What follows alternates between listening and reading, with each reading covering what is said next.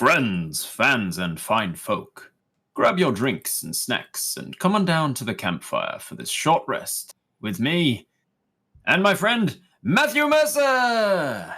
Hello, everyone, and welcome. That's right, we're finally interviewing Matt Mercer. It's great to have you here, buddy. We are going to be just doing a short rest today. Robert! Who's... Oh, no. Yes, you knew we were coming for you. You knew it. You did want it. Sorry, Matt. Give me a second. These some pirates that I interviewed recently, and stupidly I let them into my podcast, and that Jeremy, what's wrong? What's wrong, Jeremy? We were just wall sitting for so long back there. Oh, I know. We had to wait for the opportune moment. I had to make sure he at least thought he was going to start his episode before we barged in here. My thighs are on fire. Look, you can't take my podcast. I'm in the middle of something very important. You had your chance. I interviewed you yesterday. Now it's Matt Mercer's. Sorry, Matt. This is highly inconvenient. Listen, you Kiwi, okay? This is me and Jeremy, and we're here. We're not leaving without your podcast. Is Kiwi a racial slur? You're not. Okay. You're not leaving. Okay. Let's do this then. You're gonna try and test me as a dungeon master. Let's do this. Okay. So you find yourselves in a dungeon. What? In a deep, dark stone cellar. Around you, the air is slightly damp, and it is so wet, humid, and it is uncomfortable. Around you in the cell is nothing but a bucket to either eat your slop from or deposit your waste in. You're scared to find out which. The cell door is locked and nobody around. Jeremy, do you want to eat from the bucket or shit in the bucket? I think I'm gonna shit in the bucket. Okay, you do that first off. Oh my God, he used his DM powers to transport us into this makeshift reality. It's awfully damp and humid in here. Jeremy, it feels like Florida actually, which is nice. It makes me feel actually more comfortable than he was anticipating. I'm gonna take all my clothes off. Okay, that makes sense. Jeremy, you're 3 feet tall with pointed ears. No way. Do you hear the sound of your voice? It's so high pitched now. Well, Jeremy, what do I look like? Mike, you're a centaur. I'm a centaur. What? You're a centaur. Oh God, it's a donkey body though. You're a half burrow, half man. Oh God, this is gonna make the things problematic. Okay, well, Jeremy, in this world, everything relies on the roll of an ethereal and probably real die roll. So depending on what we do, the fates, we must get them on our side. Mike, it's in the bucket. Oh God. Wow, you're so small, but the shit is so big. There's dice in it. Wait, I think I hear something. Down the hallway, there seems to be footsteps approaching. They seem, from your limited experience, to be otherworldly, not human. I'll have you both make a perception check. Okay. Here, Mike, pull it out of the bucket. That's not where the die is? Yep. I'll have you first make a Constitution saving throw, as you have to put your hand into the shit bucket to fish out the dice. You got a 16. Is that good? That's strong enough. That's strong enough. Almost like a will save tied in with your Constitution save, and you pull out the die. It may be a little weighted, given that it's now covered, smeared on some faces with matter that we'd rather not talk of. I got a 5 on my perception check. It's obviously just a duck, Jeremy. There's a duck. It seems like a duck. There's a duck in the hallway. I rolled to clean my die off of Mike's shirt. If you're trying to resist, Mike, you'd need to make a dexterity save. Don't resist, Mike. Don't resist. They're weighted. It's unfair. I'm using my weird hooves to kick at your little body. This is going to turn into PvP immediately. Jeremy, he wants us to fight each other. That's why the whole thing is designed. At this point, you hear keys, and the keys go into the lock. You're not sure who is entering, whether it's friend or foe. The duck is here. But you have a moment to react before the door opens. Jeremy, throw your shit at the duck. You prepare yourself to fling your fecal matter at the mallard, but as the door opens, you're not expecting it to be as large as it is. Looking up from the ground up, the camera pans up some waddling webbed feet, all the way up a humanoid body to a duck man. who is standing about 6'2", and your shit, expecting the size of an actual duck, hits him in the shin. Listen here, duck man. Well, I don't want to be in this weird reality. I don't know who you are or why you're here, but I got a podcast to steal, and you're gonna help me do it, damn it. Yeah, and there's more shit where that came from. Make me an intimidation check. 13. 13. Let me roll against that. The man seems to look at you confused, cock his head, and then says in a deep voice, Jimmy, do you speak duck somehow? he seems to realize that neither of you fit the bill. Pun intended. I think he's And laughing. Oh god, this is the torture part of the predicament. Oh no. He turns to move into the next to the next cell in search of this horrendous man. You have a moment before he closes the door if you want to do anything. My body's already halfway through that door. You're running towards him. Make an initiative check. Okay. 10. Oh, that actually beats him. He got a 6. So you managed to barrel into the door, get your gigantic centaur donkey hoof foot into the door before he slams it shut. You will take a point of damage as he slams the door on your foot, but you did prevent it from closing. Oh, my toesies! That opens the window for you to try something. Jimmy, Try something else. get through the door! Get through the door! I got it open! Oh. Mike, I got through when your hoof stopped it. I just jumped right through. I'm so tiny. Jimmy, we gotta get down this hallway. We gotta get out of here. We gotta go. We gotta go down the hallway. Can I ride on your back? Of course you can. Ah! You barrel past the duck, knocking him to the side, and hoof on down the hallway, pun intended. Towards the end of the hallway, you see a large slab of concrete, in the middle of which is a square of metal, and directly above the metal square is a hole in the roof. Jimmy, do you see that hole in the roof? Yes, I heard him say it. I know the voice is throwing me off too. I know. I It's didn't all know around it was us. there until he It's told very me. penetrating. All right, I'm gonna use my ass. I'm gonna kick like a donkey kick you through the hole, and you're gonna go find out what's up there. Better than a donkey punch. Here we go. I'll Yeah. have you make an athletics check followed by a dexterity check to see if you are both strong enough and good enough aim. To Oh, kick Jimmy, your I feel friend like I through have this hole in the advantage. roof. It's for some reason I feel like I have advantage on this with my donkey Because you kicking. have a donkey kick, you have advantage on the athletics. Oh, there we yes. go. And that's 18. 18 is strong enough. How's your dexterity aim to get your friend through the hole? The dexterity was a 2. So you are strong enough to get your friend through the hole. However, you kick your friend into the wall opposite instead of up into the air. So, But in doing so, your back feet come down and land on the square of metal in the center of the room, which immediately starts to whir with arcane focus and ascend like some sort of wall-less elevator towards the hole in the ceiling. Mike, I Your don't back legs are understand now what he's caught saying. on this metal square, and your friend is sprawled, spread eagle across the other side of the room. You have moments before this elevator leaves without you. oh, Jimmy, I feel like all this is just to make me work really hard at editing later. Oh, God. What do we do? Oh yes. We have to find the podcast, Mike. Jeremy, it's gotta be. Wait, we're on an elevator. It's taking us somewhere. Wait, are we being crushed? What's happening? You are potentially going to get crushed by the sides of this elevator because you're not standing on it. Jeremy, look. Wait, you look like. Yeah, you have some sort of hood on. You might be a rogue. See if you can look for the mechanism and disarm it. It's clear as day, right, Mike? It's right behind you. It's so shiny. Oh yes, perfect. Disable it. Ah! You're just Roll me a punching thieves' tools check. Use your tools, Jeremy. 7. I like that I can't see you and you could be saying whatever numbers you want and you choose a 7. Great. With a 7, you speed up the mechanism. Jeremy, no! Ah! This was my plan all along, Mike. Oh, Jeremy, now being in a centaur body, I now know where my actual heart is. It's in between the human part and the horse part. It's like normally where your dick would be on a human, that's where your heart is now when you're a centaur person. I can feel it beating. I've answered the question. I'm really glad you found out about your anatomy, Mike, but we gotta get out But of I here. do have 4 lungs, which is weird. Only 3, strangely. Oh, I felt one of the lungs go away. I have 3 now. It's weird.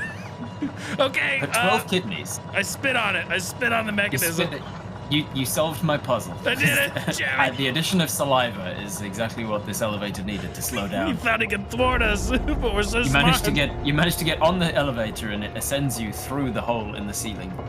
Into the next room, you see that it is surrounded. You are surrounded by some kind of creature. I'll have a survival check to see if any of you recognize what this creature is. I feel at one with nature. I feel it. 9. Mike, I can hear it. You can hear. What do you hear Mike, with your perception my check? super pointy ears. I can hear something. Hold on. What do your gnomish ears hear? 13. That is sufficient. With a 9 and 13, the DC was only 4 because these are hedgehogs, but they are French hedgehogs, it seems. My mortal enemy. They're speaking with weird French accents, but in a very hedgehoggy voice. And you can hear them all chattering around you. There are exactly 36 of them. Jeremy, hedgehogs are my favorite terrain. They're my favorite terrain. We can walk on them easily. You walk on the hedgehogs, avoiding taking any damage because of your favorite terrain, confirming that you are indeed a ranger donkey centaur. That's right.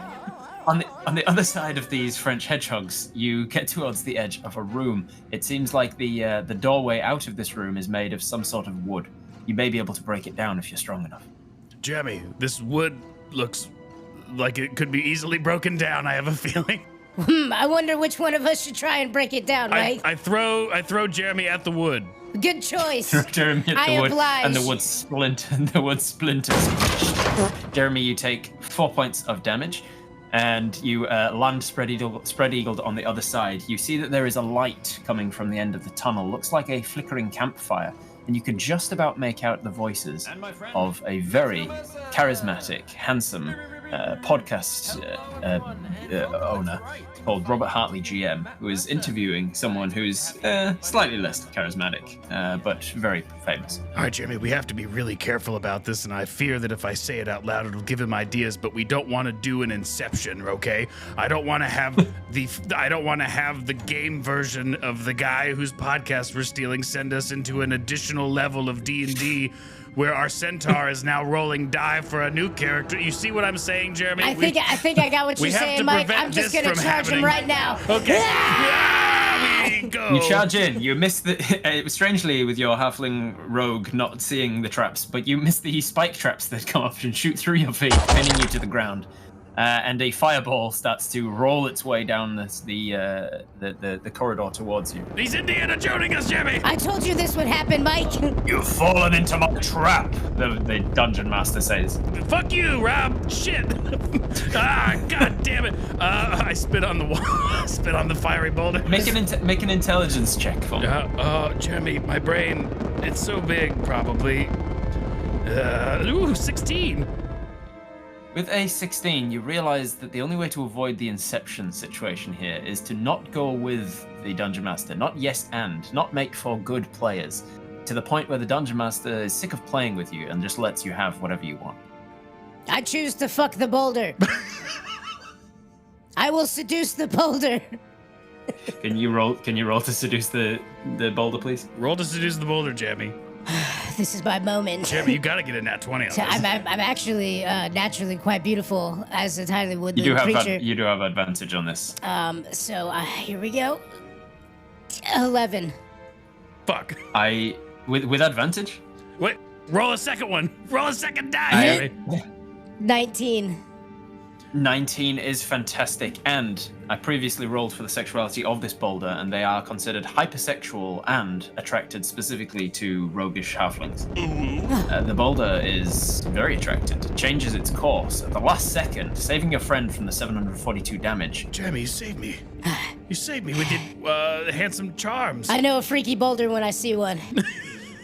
Now let's go get this podcast. The boulder rolls to the side and starts to smoke a cigarette. It's my kind of boulder, Mike. You see it was missing 3 teeth? Yep. That boulder's been passed around. That boulder's been run through. And the thing about this rock is that it prefers when you speak a little bolder. Badum. He came with the jokes. Let's go steal his podcast. You see the podcast starting to wrap up at the other end of the hallway, and you burst into the room. You thought you could take us, but we beat you at your own game, which you are a very talented and wonderful DM. So we're here to take your show. We're here to take it, Rob. Fine. Fine, take it. I was done anyway. Thank you, Matt Mercer, for joining us today. If you want to see this later, everybody, you can see so on my YouTube channel, Robert Hartley GM. Thank you, Matt. Where can they find you? Oh, Critical Role, of course. Yeah. Cool. Anyway, no more time for him. I guess you guys can take the podcast. Just don't do anything weird with it and clean up after you're done. Do you think anyone's gonna notice he had a cardboard cutout of Matt Mercer? He was just talking to himself by a fire.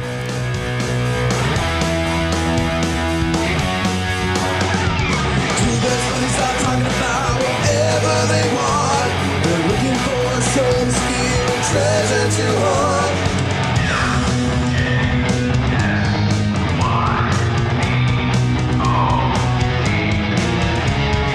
Michael and Jeremy steal your podcast. Michael and Jeremy steal your podcast. They like to get crazy and talk a lot of trash. Michael and Jeremy steal your podcast.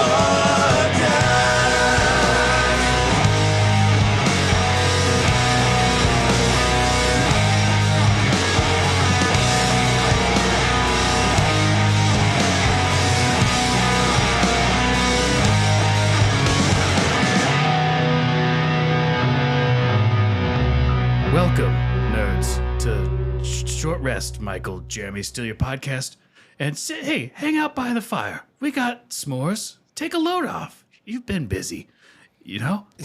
Mike, I think there's ants and spiders in these logs. Everyone, take a load off. Big chill by the fire and come round while we talk a regale of stories and nights that are geeks, things like that. So, yes, relax. Jeremy's cringing. I don't like being out here with all the bugs. Welcome to Short Rest. Welcome to Michael and Jeremy Steal Your Podcast. Hey, Jeremy. Hey, Mike. How are you? I'm doing good. How are you doing? Oh, doing great. Yeah? So fantastic. I'm not burnt out at all. No? I'm like a shining new bouncing baby. Just sitting back and relaxing and... Waiting for someone to bring me my bottle. Oh, I got your bottle. Well, we're stealing Robert Hartley's podcast Short Rest from YouTube, and he twitches it and streams. He's a big streamer guy, and he's a famous dungeon master. And on his show, he interviews people in the same kind of categories. People that are doing awesome things associated with Dungeons and Dragons and tabletop and content creators, Jeremy. And that's who we have to interview on this Short Rest of Steal Your Podcast. And his name is Brian Finn. Welcome to the show, Brian. Hey guys, thanks, man. Thanks so much. I love the short rest, man. It's good. I feel revived. I was kind of joined in with you, so I'm feeling better. Oh, that's good. That's good. And as Rob likes to start, you know, we're adventurers in this scenario on our short rest, and so as we are taking our short rest from this wacky, chaotic world, what is the type of adventure you're going on that you're taking a rest from? Like, what is your quest, right? So we'll start with you, Jeremy. What's your quest right now that you're taking a break from at this short rest? Like, for real? I get confused when you do all the dice stuff. Oh yeah, when I went on Rob's show, it was to find the perfect wing place because Frankie's is gone, Jeremy. Oh. The wing place, my favorite wing place. I had no idea that was closed forever. Is that your number one goal? Is to find the new perfect wing. Yes, of course it is. So that was mine. So what's yours, Jeremy? Did they have advice for that? I would say just make your own wings, but all right. That's a process, brother. That's a process. Who has the time? I have a great recipe. It takes like 20 minutes. It's great. So what's your quest, Jeremy? To turn my household into the most relaxing, comfortable place to be. That's a good, noble quest. A good, noble. And Brian, what are you taking a break from questing at the moment? So today was we were actually trying to shoot a couple little inserts for our pilot episode. So I broke from that, and then just kind of everyday Saturday stuff. I just got back into town trying to get my house back in order. So it's nice sitting down in front of my computer. Very cool, actually. Just being busy, I guess. I hate when my house is out of order. Yeah. Oh man, Stove is where the refrigerator is supposed to be. Oh, they get all mixed up. Everything just the ceiling's bleeding. damn bleeding ceiling. Brian, tell us a little bit about you. So you're welcome to the show again, and tell us a little bit about what you got going on. What's your deal? Yeah. So first of all, I've been a stunt guy and a filmmaker. It's pretty much since I mean, if you go way back, you start doing the bragging stuff. I was in pre-law, going to school, and interning for an uncle who actually is a pretty famous lawyer, and he told me, you don't really have the heart to be a lawyer. And I think it was because I sucked as an intern, to be honest with you. But that's then I just got into film business I was working at a gym in Marina del Rey, that's in California, and they do commercial boards when you set a commercial up, and it's basically a comic book of each scene. And I looked just like that kid, and they were having trouble casting this kid because he had to dance and do some other stuff. Can you dance, kid? Hey, you over there, you. Yeah. Take off your pants, dance for me. Dance. Exactly. And anyway, I was a break dancer and a lot of other mostly break dancing though. That's about it. And this producer happened to know that, and so he said, "Hey, do you want to come audition?" And there you go. So I came out and got the part, and when I walked on the set, it was in Monrovia, California, at their high school, and it was like they had a rain effect. They had this other guy dumping out bags of potato chips to make like a whole bag. They'd get like 3 perfect chips. There's like all these rules. It has to have like 45 cuts and this thickness and this flatness. And I'm just listening, and that sounds really boring maybe to some, but to me, just the whole thing was it was magic. And as I'm working as the actor on it, I'm just talking to crew and just being super forward with everybody. You know what? I want to come back. And I literally started interning at the end of my day. I signed out, and I stayed and started interning right then. And I ended up interning for 3 months for 4 different departments over the next, 3 months, and sort of went to school that was my junior year. I was trying to bounce back and forth at UCLA. When you're an intern and interning in these departments, like what kind of jobs were you? The potato chip guy? Right. So when you're on the set of Take on Me doing all the breakdance scenes, what were you doing? So interning is, in fact, I speak at schools all over it's kind of not brag, it's exaggeration all over the country. It's been like 12 schools throughout the United States, and I speak at them, and I usually don't get asked back because one of the number one things, I'm just honest with kids. If you're not going to one of the major film schools, you're actually better off interning, and you're actually on set. It's cheaper than school, and you're learning if you can, show up on time, have a good work ethic, and all that kind of stuff. Because that's the path I took, and I know as a filmmaker, I love a good intern. Man, they're so helpful. So specifically so that did one, Bill Clinton. Yeah, no, I didn't have to partake in any of that. I thought that's what you meant when you said you sucked as an intern. I was like, usually those people get promotions. Well, maybe unless they suck at sucking. So there you go. Yeah. So, yep. So the first guy I interned for was the prop guy, and the prop guy was the guy in charge of potato chips. A lot of times you'll have a food prep person on high end, but this commercial had the prop guy was doing it, and he was dumping out bags. It was called Boise's potato chips. And anyway, so he was dumping those out, and I just started talking to him. He was also doing effects. He had a little smoke machine going in the background. So I came back. They need an ambience. Exactly. They do for the dancer. I have a vision. Yeah, exactly. I have a vision for this potato chip. I need break dancers, young boys. Pour potato chips all over them, salt and vinegar. You have no idea, man. How so I've been on Take the your set shirt of off, World rolling the World, chips. and I've been on the set for a Japanese car commercial. The Japanese car commercial is so much more intense because of the level of commercial. It's the most crazy thing. The intensity that goes in with. That's actually. Yeah, that's funny, dude. Just the level, man. It's not almost a joke, but and the fear factor of advertisers. It's so crazy, the cringiness that goes on in commercials specifically, but in film. But so then I was interning with him, and then I came back, worked with the lighting guy and production assistant for those guys. I was actually Michael Landis's assistant on Black and White video, the Michael Jackson video, and ended up being one of the faces on that thing, if you know that video. Oh, yeah. From way back. That's how old I am. But that's yeah. Anyway, Everybody knows that song. It crosses all cultural boundaries. It doesn't matter if you're black or white. You look younger than me, and I'm 35.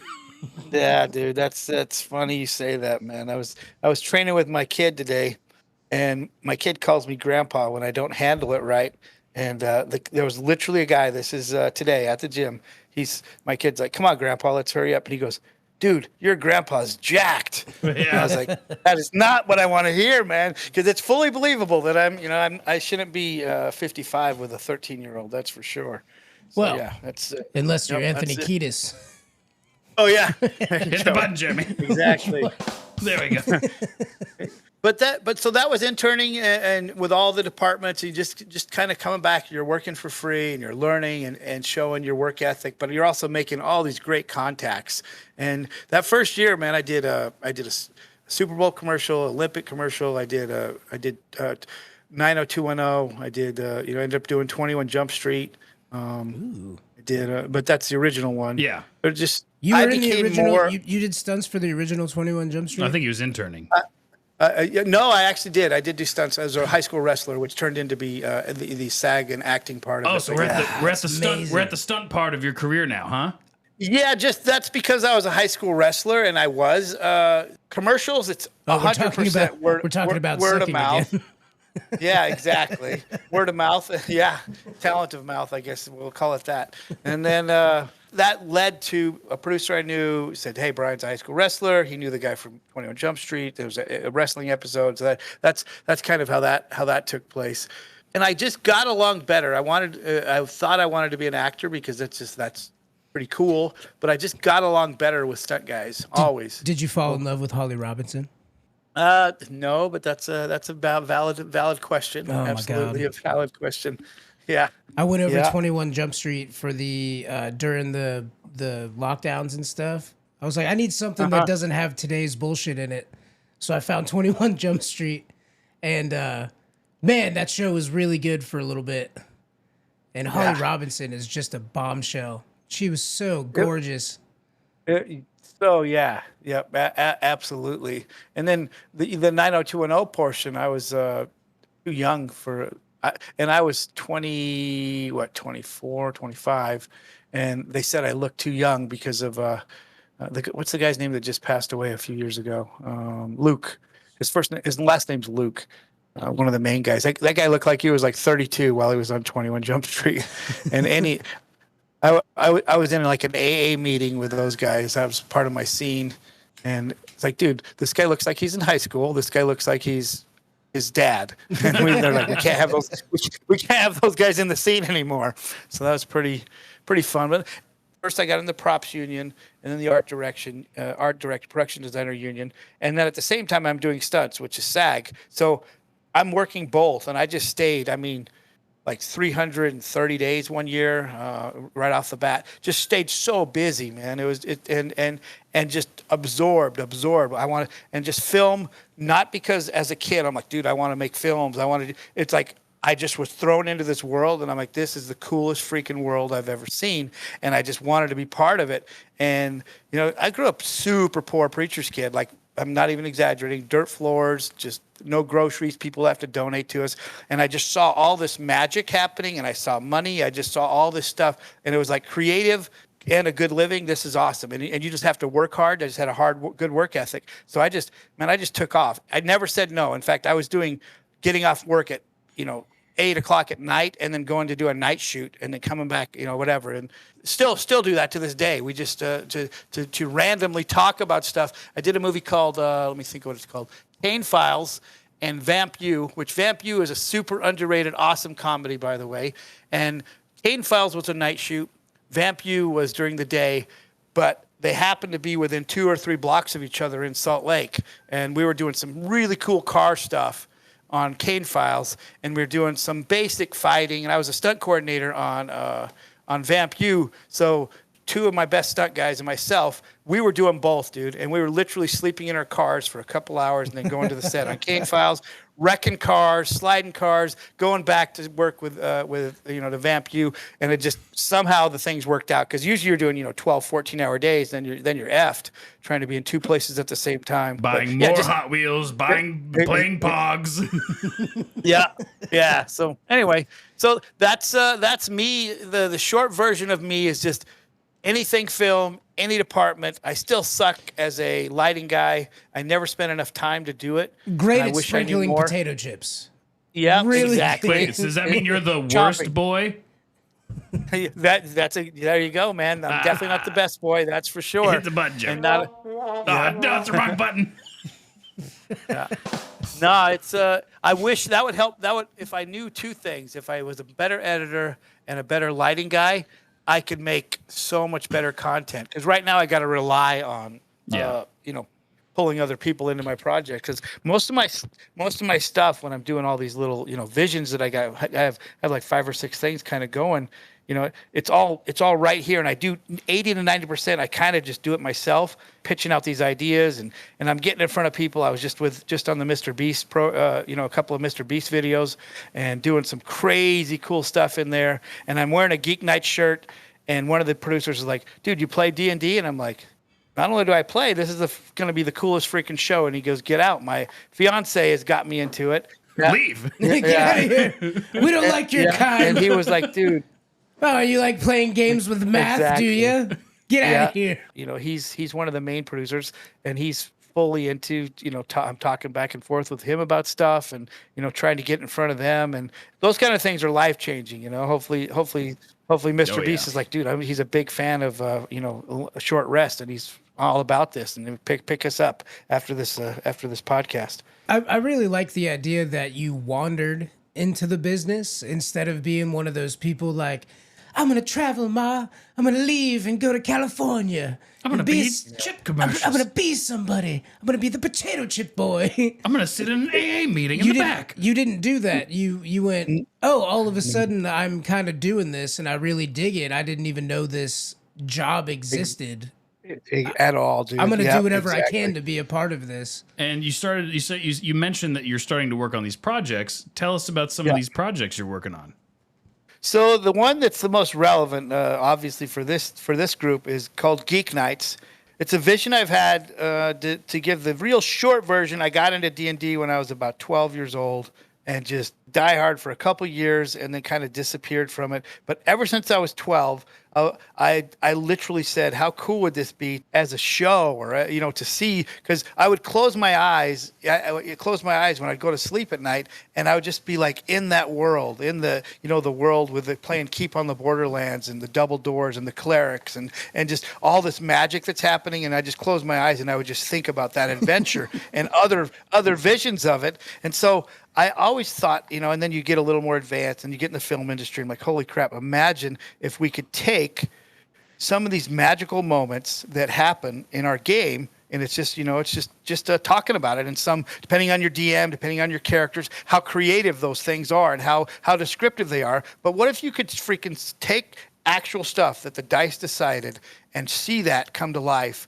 on a show? And that's exactly what Geek Knights is. So because of myself, and I play D&D with some other stunt guys, some really good stunt guys and stunt girls, and then we have all these filmmakers that the family or the community is so massive. If I wear I'm a stunt guy, War of the World stunt guy or stunt team, I get a couple of nods and what's up. If I wear a D&D shirt, it's hundreds. Like everywhere you go, the Geek Night shirts, the D20, the D20, you just get what's up, and you get people talking to you, approaching you, because the family is so massive and you don't even know it. So because of that, I'm able to take the film. I'll wear some D&D shirt before there was Geek Nights, and I start talking to people on set. He's like, "Oh, dude, I'm a VFX guy. I've actually built this beholder and a 3D model of a beholder that would work."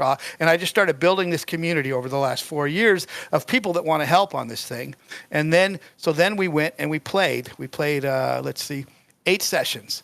And we started taking that, and we played the sessions, and we filmed it with like 7 cameras. Every person had their own camera, and we played it with 7, and we filmed our sessions. And then I went out and I shot a trailer, a little bit about how the pilot episode would take place.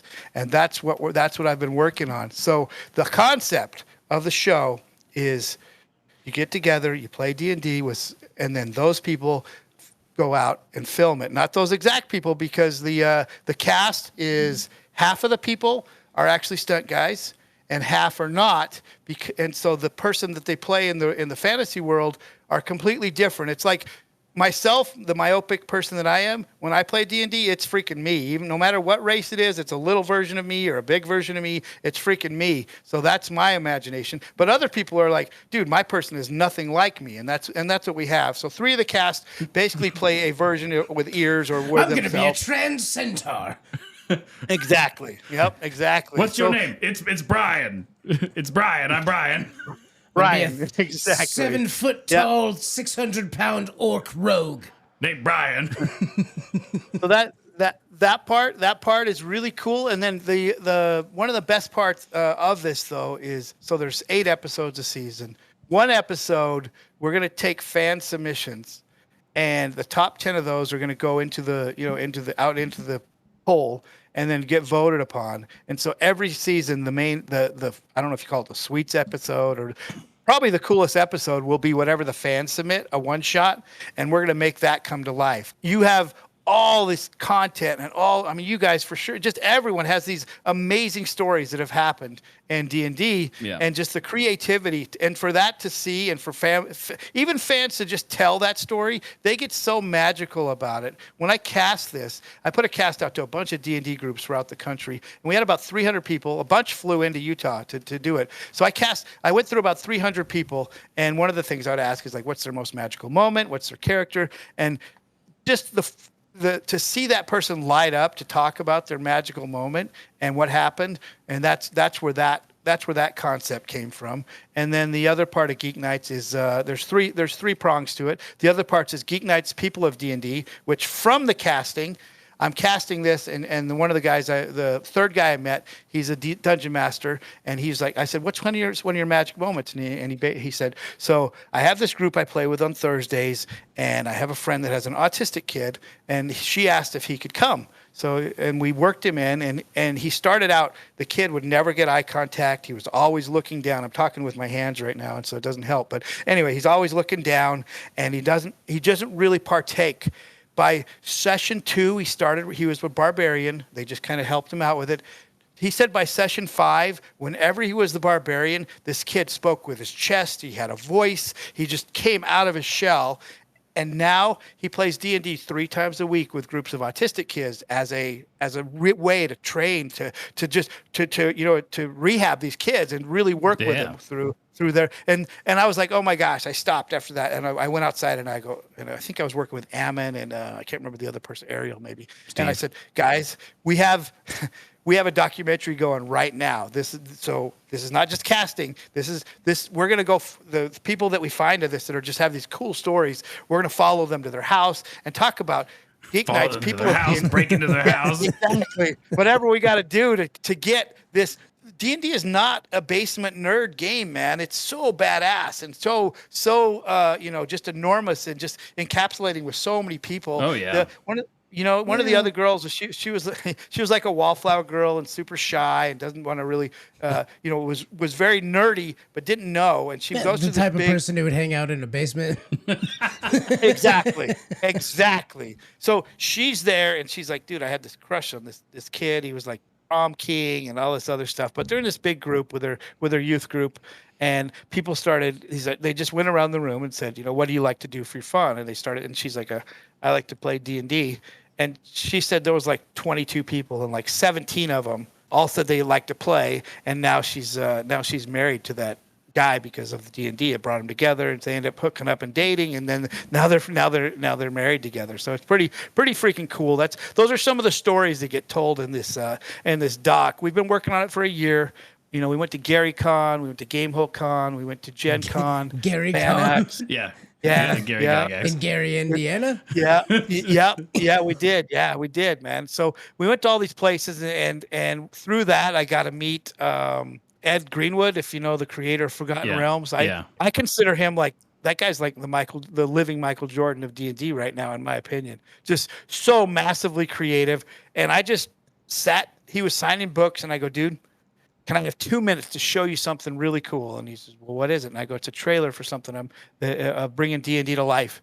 And he took a break. Listen, I got sat a bag there, of watched chips. watched the trailer. Listen, hear me watched out. the trailer. Yeah. Break and he's like, dancing bards. yeah, love whatever I for could do to potato help. chips. Yeah. And just he said, I don't know why this hasn't been done before. And he's just barely getting into social media. I mean, he's the real life Elminster, if you know what that guy looks like. He looks like Gandalf basically in real life. And he's just this amazing person. And he's finally got, I mean, he's, what is he, 70 something? And he's got this better kid. hair. Better hair on Yeah. top. Dude, man, crazy, way better than me. But he's got a guy that's helping him with social media, and he talks about us quite often, man. And it's just not because he's getting paid, not because it's because he loved the project, and just getting to meet people like that.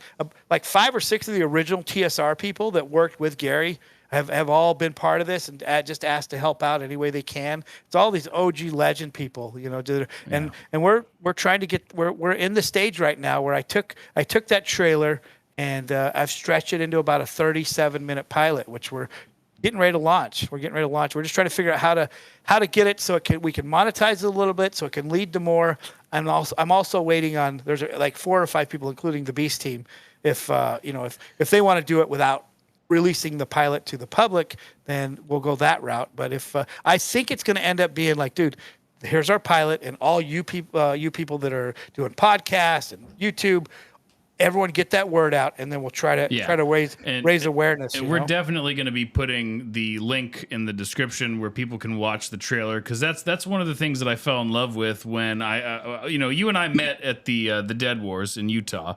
Yep. And so when we had an opportunity to talk to you about I got to see the trailer. And I was just like, oh my God, it's so good. Like, it's so well done. And I love the concept. And then you told me the story about how you guys are playing the game. And then in the game, you all roll 3 nat 1s. And then you guys acted out that scene, and it was really cool. And I loved it. Also, this is just a fun story from that event. They said they made it very clear, no drones.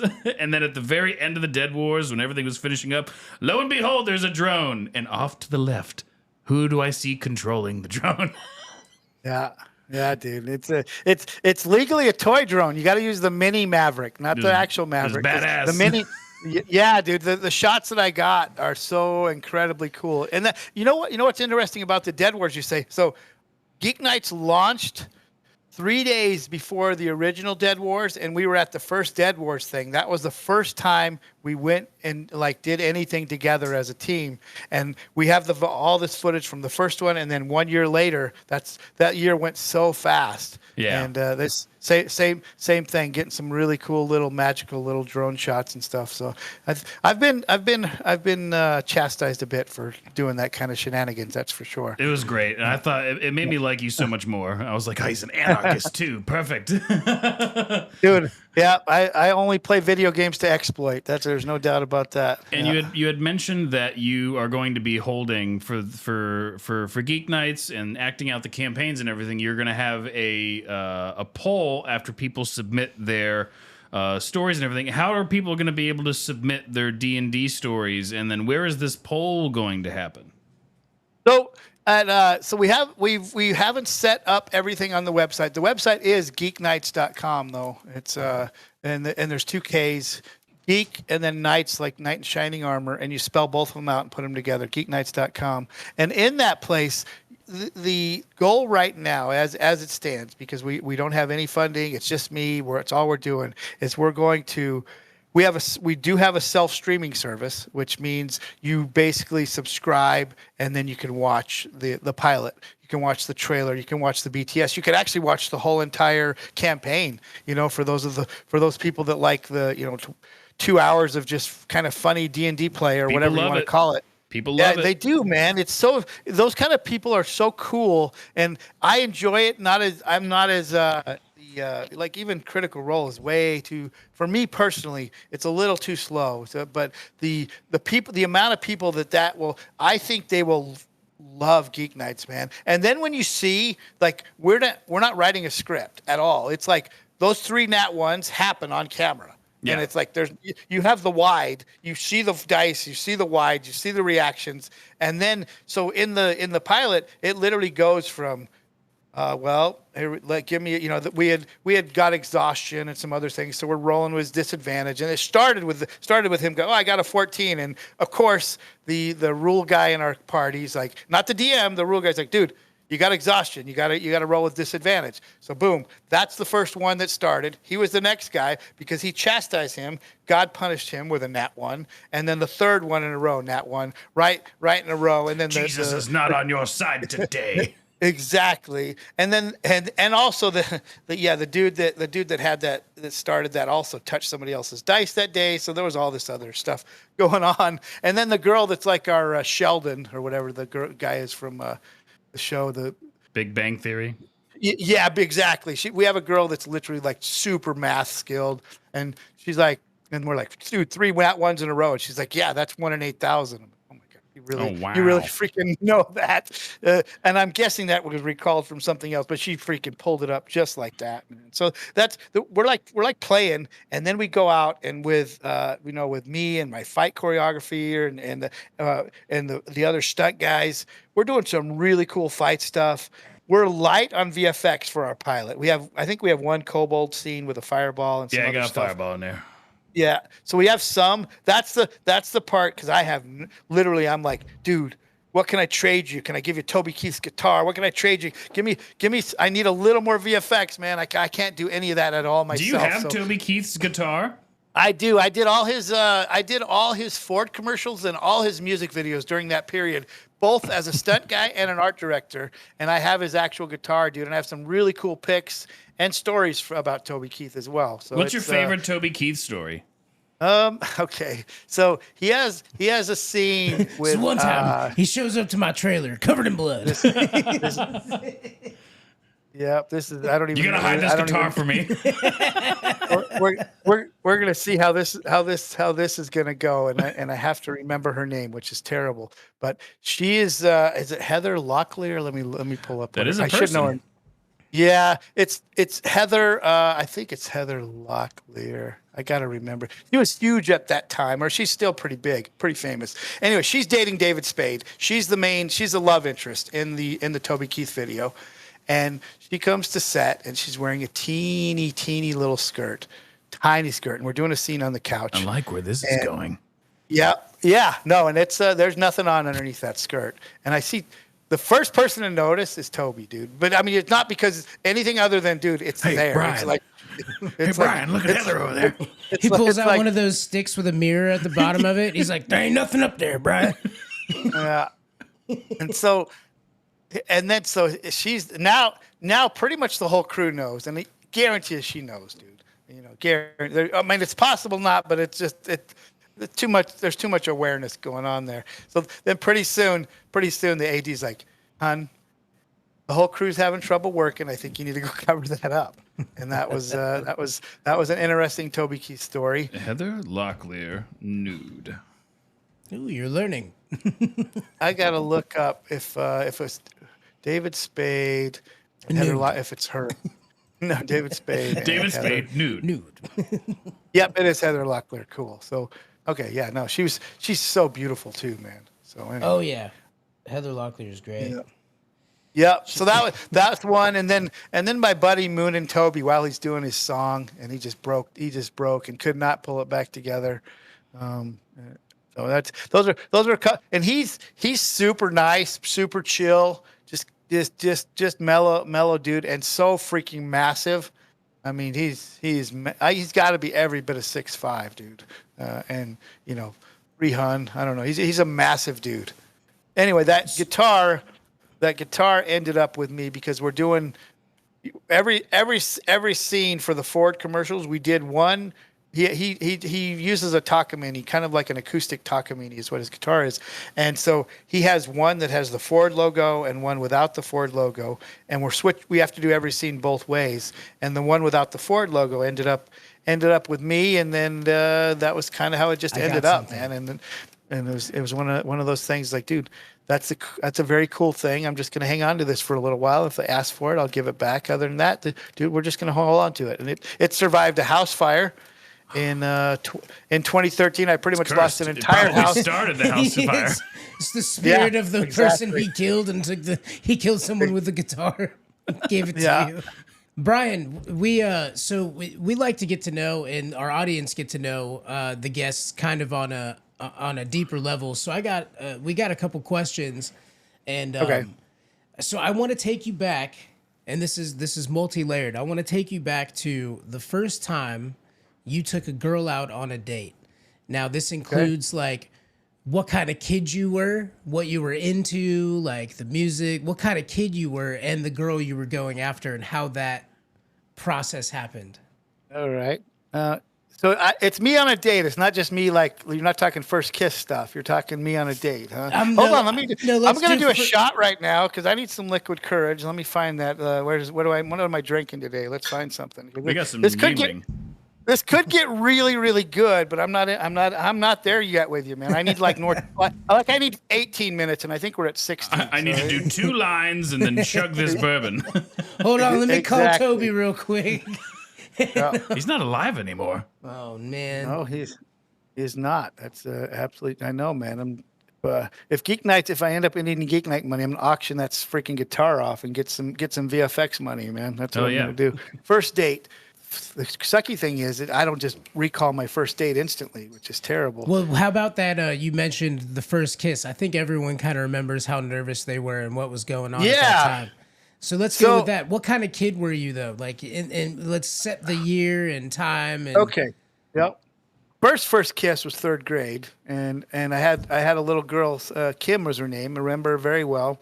She sent me a little letter, a little on that, that brown. How old are you guys, by the way? I think I'm speaking a language you don't speak. 35. But anyway, you back in the day, you got these little paper you wrote on was almost like a brown color with these darker lines. It was just horribly ugly paper, and you wrote on it. And she would fold these things up, and she would write me these little letters, and then finally it's like, do you want to go out with me? Yes or no? Check the box. And then Classic. And then she stepped her game up to do you want to kiss today? And that was in 3rd grade, dude. That was my very, very first kiss in 3rd grade. And that was, and then I moved away like shortly thereafter. And that was that was my first kiss. Yep. Had a near casualty experience in 6th grade playing Truth or Dare with some older kids. That's not advised at all. So yeah, that was a fun game. This is 6th grade, dude. It was the first time I kissed a man. Yeah, there was no man kiss, but the two. So we're playing, dude. This is crazy to tell the story, but we're playing strip poker in 6th grade. I'm in 6th, and all these kids are in 8th and 9th grade. So they're just older veterans. Older veterans. Now we're playing. We're playing in an old camper that's that sits on top of a truck, but not in a truck. It's just on the ground in the back of this freaking. There's weeds everywhere. We're just out there playing. I'm trying to picture like what kind of cars are driving by. We're talking about like the 80s. So this is I'll get you the year. It's 1980. No, maybe 81. 81. And there was an old, the 70 Trans Am this guy was really proud of, and a 72 Vet. So you're looking at a 72 Vet in 1980. That car's still beautiful. It's not wretched. It's just that's a badass car. It's new. Yes. You know what I mean? That's a new car. So yeah, I remember. I was like, dude, this car is worth more than their house, even back then. So yeah, no, that was some of the more aggressive things I've seen, and that was in 6th grade. So at 12 or 13, but I was always playing ball. Like as a kid, from I guess my first word was ball, and then. Hey, your second word was uncle. Exactly. That's funny, dude. Yeah, man. Yeah. So I was just playing Little League baseball, football, and just always baseball, and sports, just everywhere sports. So that was pretty much my childhood, and that's kind of where a stunt guy, being in the stunt union, and being in the art director union. That's where in high school we would go. I was all state, played ball, and then at the end of the games, you go to keggers. Except I would not go to keggers because the preacher's kid, I would head to play Dungeons and Dragons, and I would literally go in my stinky ass clothes to go to my buddy's basement to play D&D with my friends. Brian, and I why would are just you playing these nerdy games? You should be out drinking with your friends. Nerd out with them. Here's the keys. Take the car. Dude. I would, yeah, I would. We would get called. We didn't have cell phones or even pagers then, so you'd get a call on a rotary phone or whatever those were called. And Brian, can you pick us up? Or they wouldn't call. Anyway, that stuff happened, man, when I was in high school. But so that led to me being a stunt guy, which is this side of the brain, and then a total art director, production, and then so you combine those two, you're able to do some kind of cool creative stuff with Geek Knights. So that's that kind of kid, sports kid, nerdy kid, and preacher's kid. That's how I grew up. And what kind of music were you bopping around to in those 80s, in the early 80s? So we didn't have a TV and very little music. My parents, these are all stories. It's crazy. These are true, man, and it just gets almost too thick to believe. But so my dad and my mom, when I was 2 or 3, they were it's my dad, and my mom was just supporting him. He was running cocaine from Mexico to L.A. with hollowed out surfboards. He was bringing it up on an El Camino. And they got busted. So they went to jail when I was, that old, both of them. They got busted right outside of the house. In fact, the story of that my dad tells me, which is pretty interesting. They have these surfboards in the back of the El Camino, and his buddy had taken a bag out and put it in the glove box. And that's when the cops came and hit him. And they got busted for that bag and distribution. With the surfboards never were discovered. So that's, I'm sure whoever he was taking that to clean that up real quick. They didn't take the car. It was because it was already parked at the house. And then that somehow survived. But so they went to jail, and that's where my day started. So I didn't have, and when they came out of, the reason I got in that story, when they came out of jail, prison, they kind of just changed their whole life. Because I have pictures of me at The Who, at the Beatles, the Animals, these concerts when I'm a little tiny kid. There was freaking just weed everywhere and just the smokes around my hair. I'm a little blonde kid. And then when they came back out and picked me up from my grandma's, no music, no TV, no music. So my first introduction to music was my buddy Mikey's house, and he introduced me to Blondie and Queen. And that was the first 2 people that I loved, was Blondie and Queen, and that's kind of just took me that way. And I always just love beats and music, and Blondie, for no music, the first rapper, Blondie. Exactly. Yeah. No, you're right, dude. You're absolutely right. Yep. And on the topic of talking about pop culture, there's a question that we ask all of our guests on our show. It's a very, very important question, and make sure you take as long as you need to decide, but here it goes. For your own reasons, who is better, Arnold Schwarzenegger or Sylvester Stallone? I've worked with Arnold, the most powerful person I've ever been in the presence of. Like, he just came on set, and it was just this. He just took control, and Arnold. I would say Arnold, and I know I worked with. Actually, ex of mine was friends with Sylvester's girlfriend, the one from Rocky, when he was seeing her. So she would tell stories about him. Arnold, no doubt about it. And this funny story about Arnold, there's a little fight scene. It's actually a commercial, and for a Australian or Austrian Amtrak. And the scene is he's doing lines in his truck or in his cabin. Lines of coke, he's doing lines. No, he's going over his lines. Oh, he's going over his lines.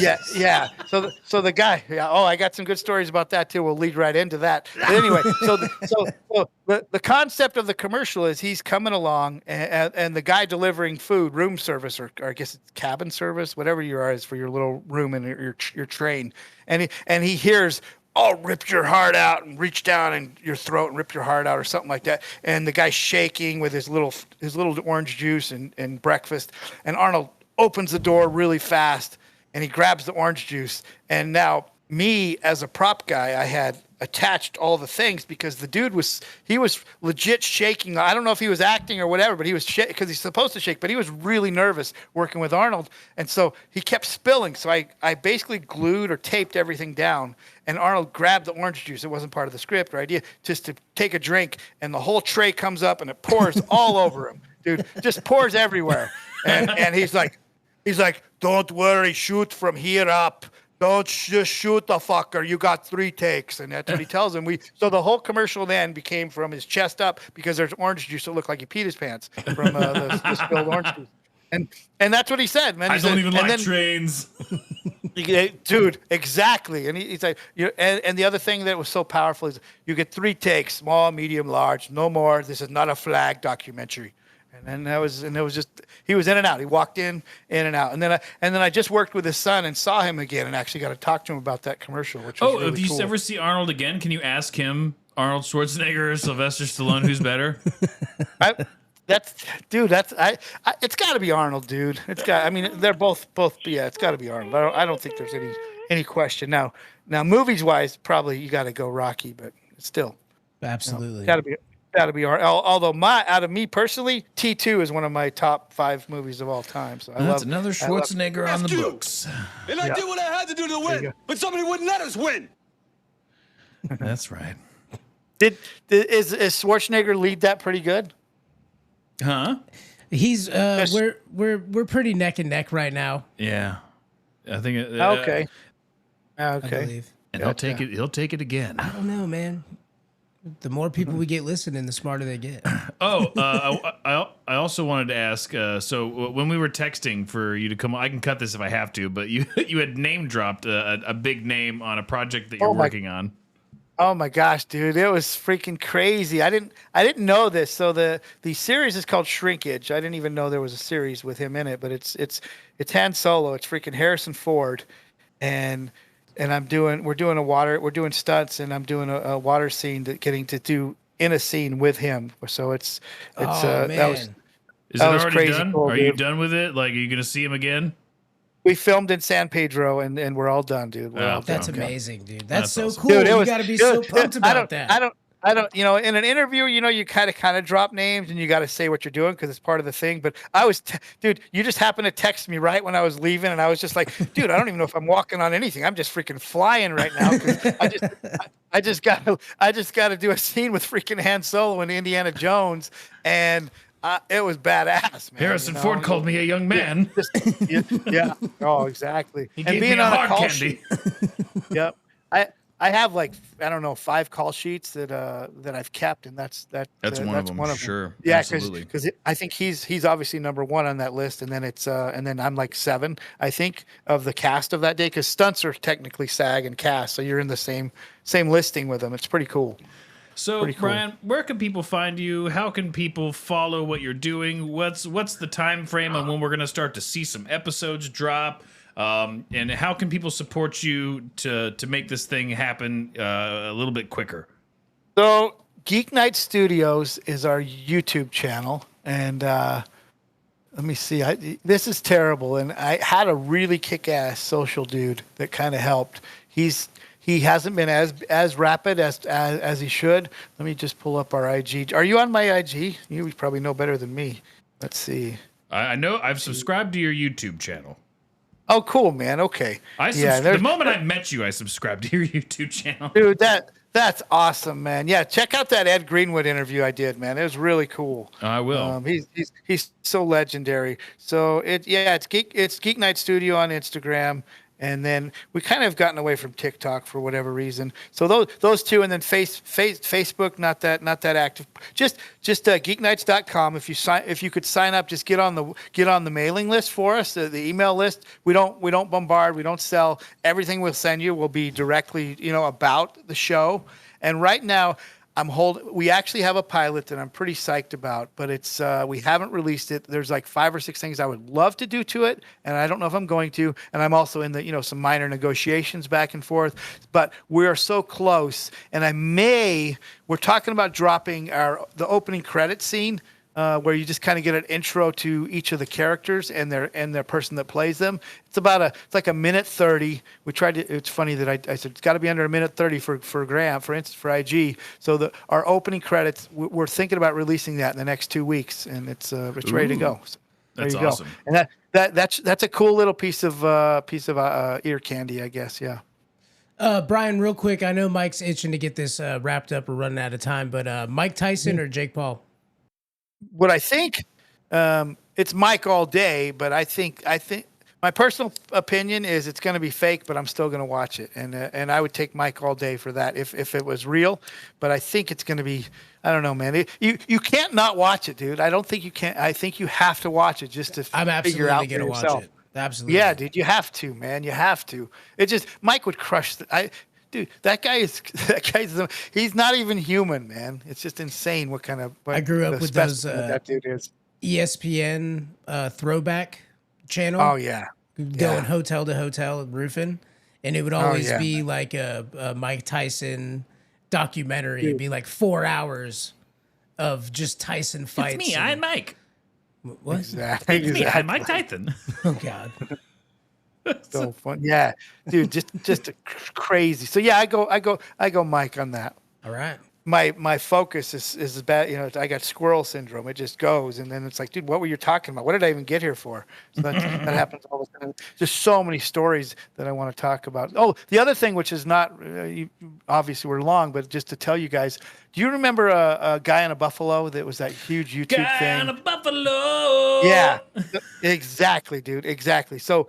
The guy, that show I was the stunt buffalo. I was the stunt buffalo. No, dude, it's even better than that. The guy that in that that show, that movie became public domain because it was never used. And then the guy that's the musician that sings The Guy in a Buffalo, he takes that and chops it up and sings the song about it. But it's an actual movie from the 70s before the show called Grizzly Adams. Yeah. The main guy, there's an Indian in that show that's trying to fight the guy that's trying to ride the buffalo, is a good friend of mine, and I didn't know that was, and I'm watching that, and I'm like, oh my gosh, that's Don. His name is Don Shanks. Exactly. He's a really, really famous stunt guy, Don Shanks. He was also Nakoma from a show called Grizzly Adams, which was before your time. But Grizzly Adams was the #1 show for 3 years, in the world for 3 years, and he was the sidekick. His name is Don Shanks, but he then became a stunt guy, super famous stunt guy, one of my best friends in the whole world.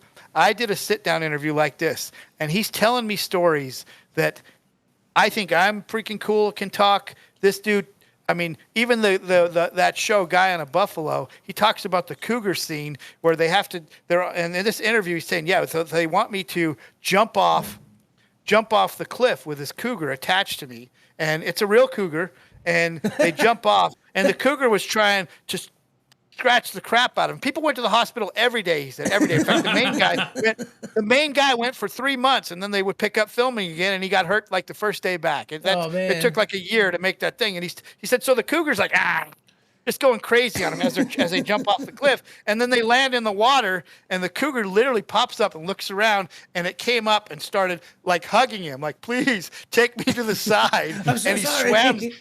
swims this cougar to the side, and there's like 10 stories just from that Guy in the Buffalo movie that will blow your mind. So that interview is going to drop on our on the YouTube channel pretty soon, especially since I think Don's like 82 now, and he's not doing well. So I want to get it out while he's still around, because we talked some really cool stuff, man, really cool stuff. So yeah, that'll be not Geek Night related, but anyway. So yeah, have you had an opportunity to ever work with Kevin Sorbo? Yeah. So he does all the Mythica stuff, right? That's Sorbo, right? Yeah. So Mythica's all shot out here in Utah. So we've done 5 or 6 things with him. Wait, you did Mythica? So Mythica is, yes, I did Mythica, and I also did what's the one that's the spinoff of Mythica? Oh my gosh, Outpost. Outpost. Outpost. Wait, they're related? So Outpost, well, you know, it's a lot of it's the same team, Aerostorm, and they made them. Although they're not, I don't think story they're related. I'm the first one to tell you I've never watched a Mythica. Even I have them. In fact, I'm looking at them as DVDs right here. So that they're was looking at you. The Mythica stuff was kind of a, what's the word? frowned upon because they were not paying stunt guys SAG, but I still wanted to work on it because it's so badass because it's just fantasy. It's what I love. So SAG, our union said, dude, you cannot work. They're not SAG. You can't work on it. So there's there's that BTS stuff. But Braxton McAllister, he's listed as the coordinator. He did a lot of them. I worked with him on these shows. And then you're Kevin Sorbo. I don't know if he's in all of them. I don't know. But yes, I have worked with him. If that's the question. Wow, man, that's crazy. My wife, I travel a lot, so she comes. She'll find a series of movies that we can binge watch while I'm home. And she pulled that one up, and I'm like, sure, it's your turn. I'll watch whatever. And I actually love Kevin Sorbo. I think Kevin Sorbo. We're trying to get him on the show, damn it. But Dude, that's cool, man. You how worked are the on shows? They're good. They're fine. They're the budget. My opinion, I've only really seen trailers and little bits. For the budget that they had, I think they're incredible. I base everything on budget and potential. I think they do a great job for how little they had, the little money that they had. I think the story did have its moments where it pulled you in emotionally, so that was good. Oh, cool. And Okay. yeah, graphics wise, it's better than a cheesy B-rated movie for sure. You know, Nice, graphic wise, that's amazing. You worked on that. That's so cool, Brian. That's cool. Yeah, the other one that's in that realm is called Dragon Warrior. I think it ended up being called Dudes and Dragons. Yeah, we've watched that too. Sweet. So I actually that was SAG, so I actually can have that in my IMDb credits. You're frowned upon to do non-SAG projects. So that's what Mythica was coming in at. But Dudes and Dragons is the same people, a lot of the same guys that doing it. And Adam Johnson is also he's the barbarian from Mythica. He's in Outpost, and then he's also in Dudes and Dragons. Kind of in that same feel. You guys will like it, man, for sure. It sounds like you already saw it. I did, yeah. Me and my wife have watched it, I think 2 or 3 times actually. You worked on that too. That's so cool. Yeah, man. I did. Oh, yeah, that one I was just straight up the creative on all the fights and a huge part of that one. That one was like all my stunt guys, all those goblins attacking that guy. Those were all the dunk team. The guys that jump off the tramps for the Utah Jazz. Those guys are all the goblins, are all the dunk team, and then the Jazz Bears, one of the main big goblins. That was one of my very favorite projects I've ever worked on. It was called Dragon Warriors originally, and then the distribution guy changed it to Dudes and Dragons. But I would say that's a top 10 movie for me that I've ever worked on by no doubt, maybe top 4 or 3. That's awesome. For sure. It's beautiful. Yeah. Nice, man. It's so weird. I've never done a voice only. This is my first. I take it back. I did radio before, but I don't. Seems like the very first thing I've ever done that's voice only. It's so freaking nice, dude. I'm just just in a wife beater, like super doing chill. whatever back here, man. Yeah. I think it takes a lot of like pressure off people. It's a lot more Nice. sit back and relax. And You can listen to our show while you're doing crap. Yep. Yeah, that's cool, dude. Yeah, no, send me the link for sure, man. I'd love to hear how well you're gonna focus my squirrel issues and see how you do, man. No, you were a great guest. We loved having you on. Great fantastic. stories. Awesome. Thanks, dude. Yeah, you're about 10% in, so I got more for you if it ever comes up. I will be hitting everyone I know when we have something to sell. You usually want to wait. You don't see guys going on Letterman and whatever else it is now until they have a movie to promote. I will be following up with you guys because I need your help so big time, man. For sure. We got you. Yeah. I love what you're doing. Also, we'll support any way we can. And Mike and I have been talking. We've had so many, in our journey with our show, we've got to talk to a lot of interesting people, and we've been talking about starting to bring some of these guests back and getting an update because everyone's doing some pretty cool stuff out there. Oh yeah. Heck yeah, that's awesome, man. Yeah, I can't wait, man, until it's like, dude, this is where you go, sign up, help us out, and even if we do a Kickstarter or something, I'll definitely get to you. I appreciate it very much. We appreciate you, and to tell people about Michael and Jeremy Steal Your Podcast. I will for sure, man. Yeah, will you send me the link? And I could just start promoting it right now, man. Oh, yeah, absolutely. Yeah. Okay, cool. All right. I appreciate you, sir. Thank you, Brian. Yep. Sounds good. Thank you very much, guys. Have a great night. You Take care. too, man. All right. Bye. Take care. Bye. We are Michael and Jeremy Steal Your gotta Podcast. do that. We've been Michael. Hey, everybody. Well, thank you so much for listening to Michael and Jeremy Steal Your Podcast here on the short rest. Brian was really cool, man. Brian was really, really cool. Yep, he's doing a lot of cool stuff. So now we resume our quest to find wings, the perfect wings, and Jeremy's gonna make his house comfy. How about we go to my comfy house and I'll just make you wings?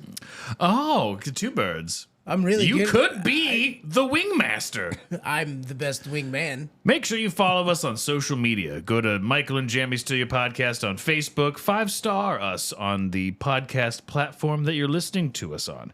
That is huge. We don't care if other people see it. We just want to see it. It makes us proud. Every time I check it and I see another like, I'm like, oh man, that's so cool. People are listening. We're doing it. Yeah, give us some likes and some stars and all those things. We appreciate you. We have a phone number. Jeremy, what's that phone number? It's in Morty. 903. It's 903-287-0660. That's right, Jeremy. Did It's it. 907. Nope.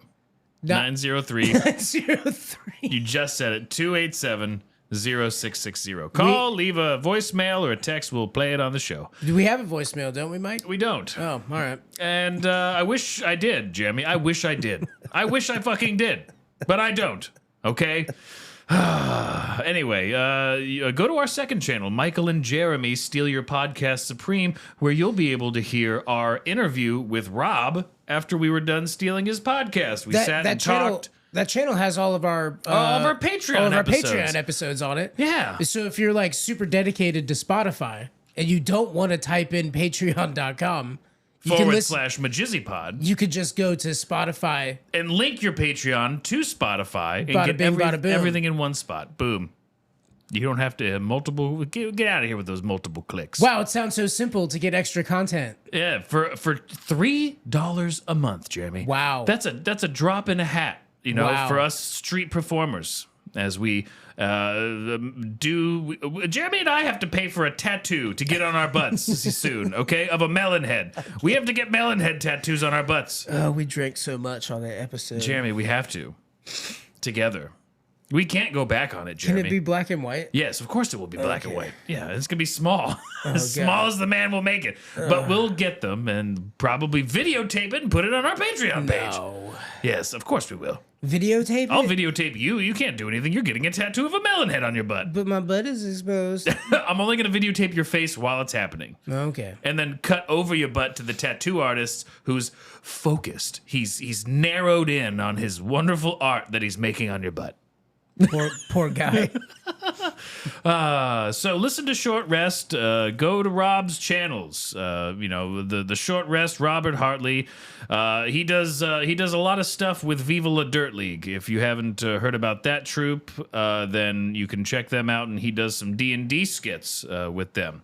So he's kind of a big deal. But I for one am more impressed on what he has going on by himself. The Viva La Dirt League guys are great, and he's very funny when he's acting with them. But as a person and the things and the path that he's on for himself and the empire that he's building, he's doing some good stuff. I want you to support him if you can. Man, Bonnie's Puppet Palace has been blowing up. Yeah. Since we did that episode. I posted that video. It's gotten so many views. If you haven't, it's a masterpiece. You should call her back. She left that voicemail on the last episode. You know what? We'll do that. We'll check in with Bonnie. We'll check in with her, and she wanted to thank us, and we'll let She her had know. something she forgot to say. Yeah, Yes. You're right. So we need to do that. All right, Jeremy, I think that's it. All right, buddy. I love you. I love you too. Peace. Bye. Michael and Jeremy steal your podcast. Michael and Jeremy steal your podcast. They like to get crazy, talk a lot of trash. Michael and Jeremy steal your podcast.